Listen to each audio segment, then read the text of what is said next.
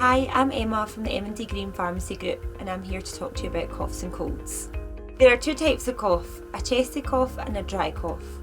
A chesty cough will produce phlegm, whereas a dry cough will just produce a tickle at the back of your throat. If you have a dry cough, just make sure you drink some hot drinks and that will help soothe the back of your throat. If you have a chesty cough, then make sure that the mucus is not discoloured, as that's a sign of infection, and make sure you drink plenty of water and get plenty of bed rest. Colds are a viral infection that should resolve within 1 to 2 weeks. They are different from the flu.